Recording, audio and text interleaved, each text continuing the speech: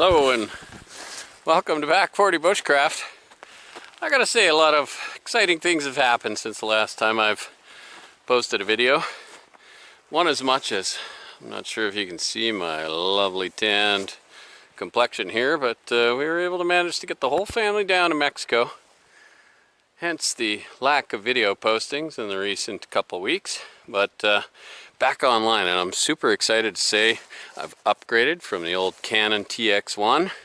I'm now sporting a Sony AS200 action cam. I decided on that one for the optical stabilization, as well as it seemed to be one of the ones with better audio recording, which, you know, maybe some of you don't even want to hear my voice. Well, you'll have to just mute it, because it seems like the mics are still fine. The other thing, which I've noted in previous videos, is, hey, look it, we've got snow. So I'm pretty excited to say that thanks to a local friend of a friend, I'm now sporting a 1995 Skidoo Scandic 500. I think they call those a wide track, and honestly, I grew up with a 1978 Motoski Futura 440. And they were kind of a pain if you ever got stuck or needed to turn around, la la la. Snow machines have reverse. Can you imagine? I've been away from these things a while. So, needless to say, it's almost 3 in the afternoon. We've got some just lovely little snowfall going on. I've made mention of wife, spouse, girlfriend. I just need you all to know that that is all one and the same for some time. Sometimes I just find myself simplifying it. But that's Tanner. She's my #1 supporter and fan. She was first subscriber to my channel, and I think that's just because I grabbed her phone and I hit subscribe, but she's still a fan. She is super stoked about the snow machine idea too, as long as she's not riding on the toboggan behind, sniffing two-stroke the whole way. But needless to say, I have not had a chance. We took the kids out for a little rip yesterday. Skidoo seems really awesome. And we're just going to try and get up. We've got the snowshoes packed, a little bit of coffee and tea. So we're going to try and come in up through the backside into where the Bushcamp is, just to see what kind of shape it's in. I still have excavation work and stuff to do up there. It's not ready for the wall tent to be put up, but super stoked to get back up there and see what it's like coming in from the backside in this kind of weather. Thanks for coming along. And by the way, yes, this is like an old Chips. For those of you old enough to remember Chips, the motorcycle cop show, that is one of those Chips variety motorcycle helmets. I do not even own a Skidoo helmet. Oh, my camera!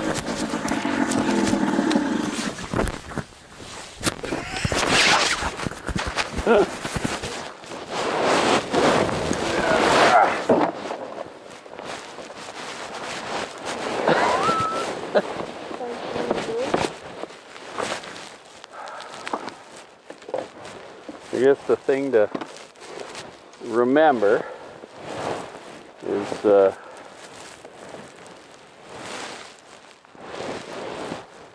we always have to lean the opposite direction. I think we were both. Oh, still running.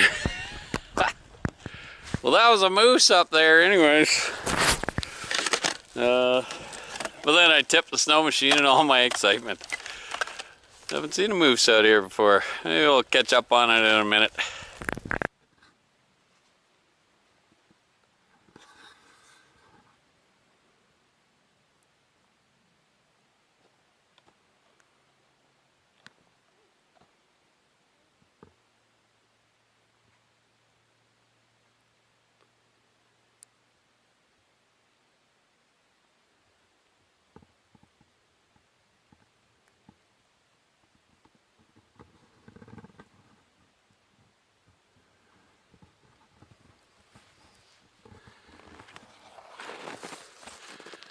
You know, last time I was up here, well, it was yesterday.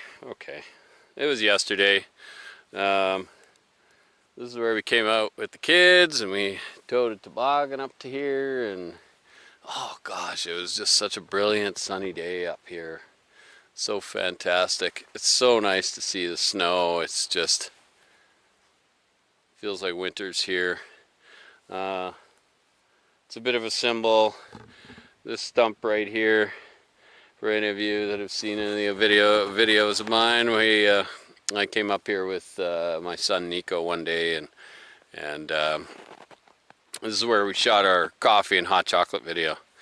So in subsequent videos, you know, in the hunt for the winter bush camp, I came up alongside the tree line. Here, maybe I'll just turn so you can see what I mean. You can see we're on the edge of an old cut block here. I think it was from the mid-90s. There's a sign down below that says that. You can kind of see some of the older generation forests there. And where this trail goes along, the snow machines have pretty much stopped right here. So we're stopping. Tanner and I were putting on our snowshoes, and I'm almost certain that kind of just around the corner there is sort of the end of this kind of abandoned logging road, but then there's kind of a trail that goes in there, and that's when you can cut off into the bike trail. I'm pretty sure it's just around the corner, and then it's going to be a short little jaunt down the hill. Now I'm wearing some old hand-me-down snowshoes. I've never worn them before. Tanner's doing very much the same thing. Hers were given to her by a friend that accidentally melted them a bit by the fire, and they're kind of missing some straps and stuff. So, hey, you know, we've only got an hour left of daylight. We may as well make an adventure out of it. I brought a headlamp. I guess one last thing is the original Swan Dry. Yeah, I had no idea what it was, but the moment I saw it, I was like, yes! Apparently this is a New Zealand bush shirt, which I think will be an integral part to my bushcraft video series. So Tanner's just getting ready there, and then we're going to start heading up the trail.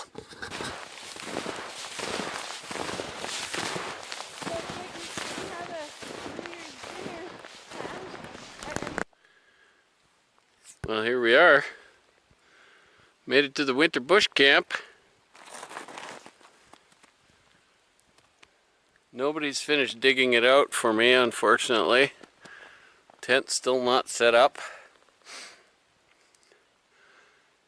And as per usual, my timing is impeccable. It's going to be dark in about 15 minutes, and we still got to snowshoe our way all the way back up there. Not even a moment to start a fire, unfortunately.